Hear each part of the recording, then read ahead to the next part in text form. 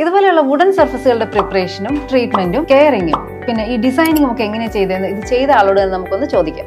ഈ ഡോറ് ഞാനിപ്പോ ചെയ്തത് ഈ ഡോറ് നമ്മൾ പോളിഷ് ചെയ്തിട്ട് ഏകദേശം 10 വർഷത്തിന് മേലായിട്ടുണ്ട്. ഈ ഡോറ് അതായത് കരിമ്പനൊക്കെ അടിച്ച് ഡോറിന്റെ ഗ്രെയിൻസ് എല്ലാം മറിഞ്ഞ് ആകെ വൃത്തികേടായിട്ട് കിടന്നിട കൈ പിടിക്കുന്ന ഏരിയയിലേക്ക് നിറച്ച് അഴുക്കുണ്ടായിരുന്നു. പക്ഷെ അതെല്ലാം നമ്മൾ ആദ്യം ചെയ്ത് റിമൂവർ അടിച്ച് ചെയ്ത് കംപ്ലീറ്റ് അങ്ങ് കളഞ്ഞു. റിമൂവർ അടിച്ച് കളഞ്ഞതിന് ശേഷം പേപ്പർ പിടിച്ച് നല്ല ക്ലീൻ ചെയ്തെടുത്തിട്ട് സാൻഡിങ് സീലറൊക്കെ അടിച്ച് നന്നായിട്ട് പേപ്പർ പിടിച്ച് ക്ലിയർ ചെയ്തിട്ടാണ് ഇപ്പൊ മാറ്റ് ഫിനിഷ് ആണ് നമ്മൾ അടിച്ചിരിക്കുന്നത്. അങ്ങനെ ചെയ്തു വന്നപ്പോഴത്തേക്ക് പുതിയ ഡോറ് ചെയ്താൽ എങ്ങനെയാണോ ആ ഒരു രീതിയിലേക്കാണ് നമ്മൾ ആ പഴയ ഡോറ് കാണുമ്പോഴേ അറിയാൻ പറ്റില്ല. പക്ഷെ അതിൽ നിന്ന് വ്യത്യാസം ചെയ്തിരിക്കും. അതുപോലെ തന്നെ ഇതേ സെയിം ഗ്രെയിൻസ് തന്നെ നാച്ചുറൽ ആയിട്ടുള്ള ഡോറ് ബ്രൗൺ പെയിന്റ് അടിച്ചിരുന്ന ഡോറിൽ ഇതേപോലെ തന്നെ തേക്കിന്റെ കളർ അടിച്ചുകൊണ്ട് നാച്ചുറൽ, അതായത് വരച്ചാണെന്ന് തോന്നാത്ത രീതിയിൽ നാച്ചുറൽ ആയിട്ട് എക്സ്പീരിയൻസ് കൊണ്ടാണ് വരയ്ക്കുന്നത്. എല്ലാവർക്കും വരച്ച് ചെയ്യാം, പക്ഷെ എങ്കിലും നല്ല എക്സ്പീരിയൻസ് ഉള്ള ഒരാൾ വരച്ചാൽ മാത്രമേ ആ ഗ്രെയിൻസ് നാച്ചുറൽ ആയിട്ട് തോന്നിക്കുള്ളൂ. അങ്ങനെ വരച്ച് നമ്മുടെ അകത്ത് കബോർഡും ഡോറും ഒക്കെ നന്നായിട്ട് ചെയ്ത് വെച്ചിട്ടുണ്ട്. അപ്പോൾ വുഡൻ സർഫസുകളുടെ കെയറും ഫിനിഷിംഗ്